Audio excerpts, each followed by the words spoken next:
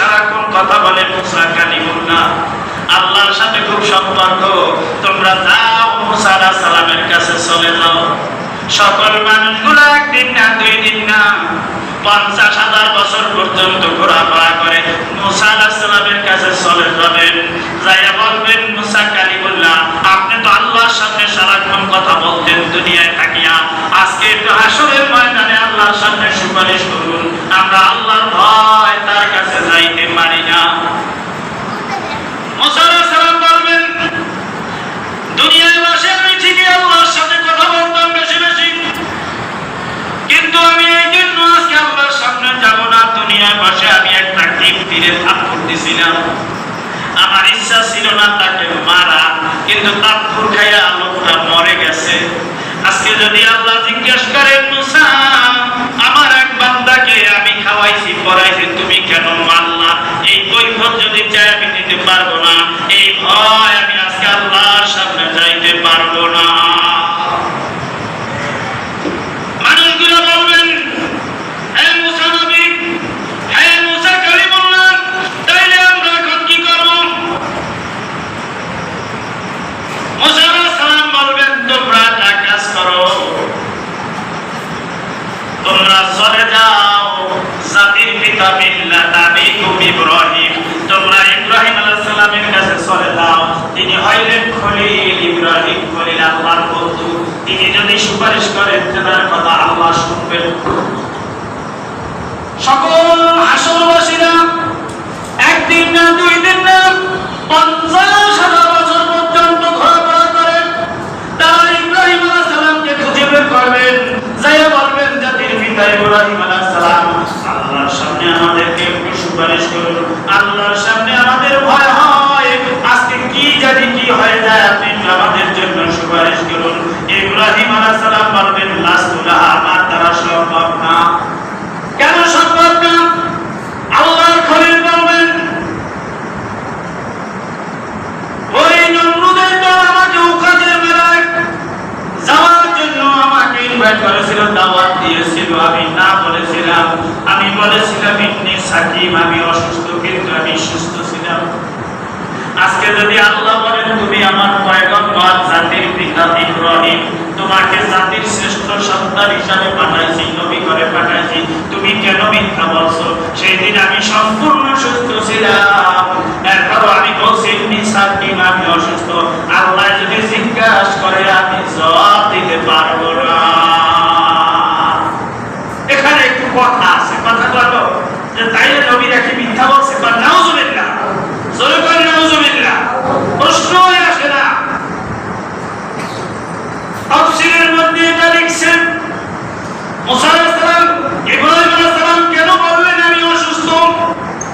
একজন জাতির পিতা, মিল্লাতের পিতা, একজন আল্লাহর খলিল, তার বাবা সহ 14 গোষ্ঠী সব মূর্তি পূজা করে, আর তিনি হলেন একজন নবী। এই যে একটা টেনশন, আপনি জানেন আমাদের দেশে যখন অপকর্ম হয় আমরা টেনশনে থাকি। আমরা কেন বাড়ির দ্বারা এই অপকর্ম হইতেছে, কি অবস্থা, কি বলে কিনা কথা, এটা তো টেনশন। এলাকার মানুষেরা করতে পারেন না, দূর দূরান্ত অবস্থা থাকে। আল্লাহর পয়গম্বর খলিল সেই দিন মানসিকভাবে অসুস্থ ছিলেন, শারীরিক না মানসিক। যে তারা তো আকাশ কুকাশ করবেই, এরপর আবার আমাকে সাথ দিয়েছে। এই কারণে তিনি মানসিকভাবে অসুস্থ ছিলেন।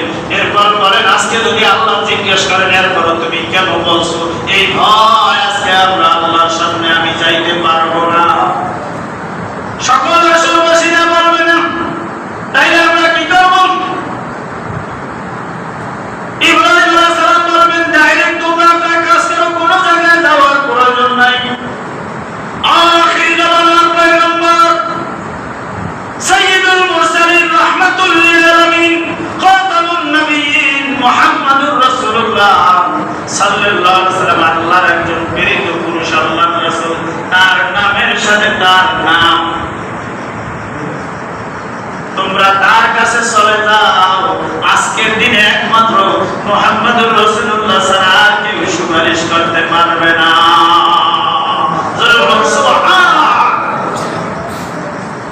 একদিন না, 2 দিন না,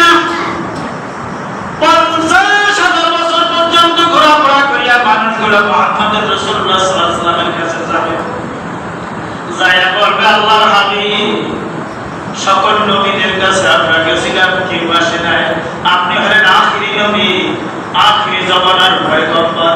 50,000 বছর লাগবে আপনাকে খুঁজে বের করতে, আজকে একটু আল্লাহর সামনে আমাদের সুপারিশ করুন, আমরা খুব বিপদগ্রস্ত আছি। আল্লাহর নবী বললেন বলুন, নাম ঠিকই বলেছো, আজকে আমি তোমাদের জন্য সুপারিশ করব। আল্লাহর হাবিব বলেন আল্লাহ আমার একটা উম্মত যদি জাহান্নামে নাও, আমি তোমার কসম করে বলছি তোমার জান্নাতে আমি যাব না। আল্লাহ পাক বললেন হাবিব আজকে কাবার দিন না, সিজদা থেকে মাথা উঠান, আজকে আপনাকে কাঁদতে দেওয়া হবে না, আপনার যত ইচ্ছা আপনার উম্মতকে আপনি বেছে নেন, ওই জান্নাতের সুপারিশ করেন, আমি কোনো আপিত্ত করব না। সুবহানাল্লাহ। এমন আয়ালের নবী জন্মিলে সারা জাহান উম্মত বালে কান্দিলে, সারা জাহান এর তরবারি এগুলা করে এই তাজিয়া মিছিল জায়েজ নাই, কোন তাজিয়া জায়েজ নাই, এটা সম্পূর্ণ বেদাত। হোসেনের জন্য যদি তোমার মায়ের দরকার, আল্লাহর হাবিব এই চাঁদে 2টা রোজা রাখতে বলেছেন, তুমি 2টা রোজা রাখো। আমল হোসেনের জীবনী আলোচনা করা যায়। ইমাম হোসেন হলো এমন একজন জালেমকে নিয়ে কারবালার ইতিহাস, ঠিক কিনা? কারবালার ইতিহাস আশুরা পরিপূরক, অসংখ্য ঘটনা আছে, মূল হলো কারবালা। আল্লাহর হাবিব যখন নামাজে দাঁড়াইতেন, রুকুতে যাইতেন, ছোট্টবেলায় ইমাম হাসান হোসেন পিঠের উপর ওঠর পায় নানা ঘোড়া চালাইতেছে, সিজদা চলে গেছে 3 বার 5 বার 7 বার বলছেন, এখন ইমাম হোসেন হাসান নামে না পিঠের থেকে জিবরাইল